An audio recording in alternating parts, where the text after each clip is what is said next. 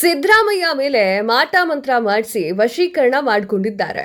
ಮಾಟ ಮಂತ್ರದಿಂದ ಕುಮಾರಸ್ವಾಮಿ ಆರೋಗ್ಯ ಕೂಡ ಸರಿಯಿಲ್ಲ, ಸಿದ್ದರಾಮಯ್ಯ ಒಂಥರ ಮಂಕಾಗಿದ್ದಾರೆ ಅಂತ ಹೇಳಿ ಮುನಿರತ್ನ ಅವರು ಸ್ಫೋಟಕ ಹೇಳಿಕೆಯೊಂದನ್ನು ನೀಡಿದ್ದಾರೆ.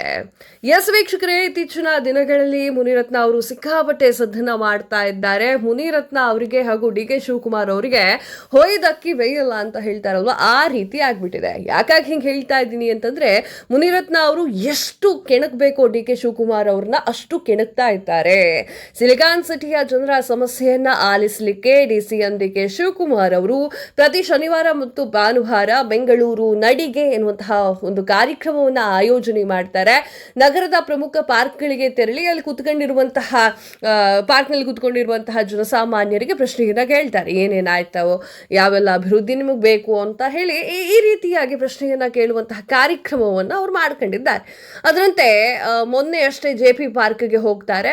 ಅವರು ಮತ್ತಿಕೆರೆಯ ಜೆ.ಪಿ. ಪಾರ್ಕ್ಗೆ ಭೇಟಿಯನ್ನ ಕೊಟ್ಟಿರುವಂತಹ ವೇಳೆಯಲ್ಲಿ ಸಾರ್ವಜನಿಕರ ಜೊತೆಯಲ್ಲಿ ವೇದಿಕೆಯ ಮೇಲೆ ಒಂದು ಹೈಡ್ರಾಮಾ ಕೂಡ ಕ್ರಿಯೇಟ್ ಆಗುತ್ತೆ. ಏನಪ್ಪ ಹೈಡ್ರಾಮಾ ಅಂತಂದ್ರೆ, ಆರ್ ನಗರದ ಬಿಜೆಪಿಯ ಶಾಸಕ ಮುನಿರತ್ನ ಹೈಡ್ರಾಮಾವನ್ನ ಸೃಷ್ಟಿ ಮಾಡ್ತಾರೆ.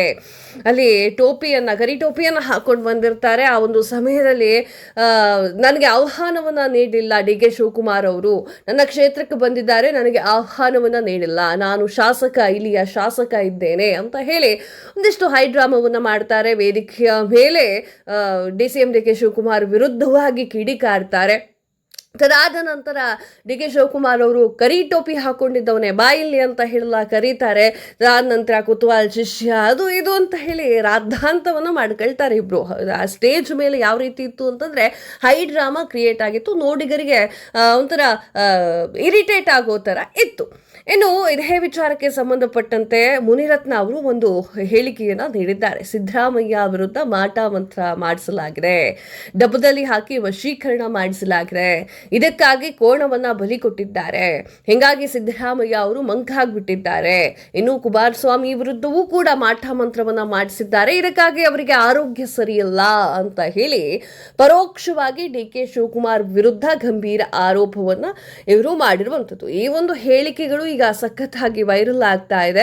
ಅದಕ್ಕೆ ಒಂದು ಖಾಸಗಿ ಚಾನೆಲ್ನಲ್ಲಿ ಇಂಟರ್ವ್ಯೂ ಕೊಡಬೇಕಾದ್ರೆ ಈ ಮಾತನ್ನ ಹೇಳ್ತಾರೆ. ಯಾರು ಡಿ.ಕೆ. ಶಿವಕುಮಾರ್ ಅವರ ವಿರುದ್ಧವಾಗಿ ಮುನಿರತ್ನ ಅವರು.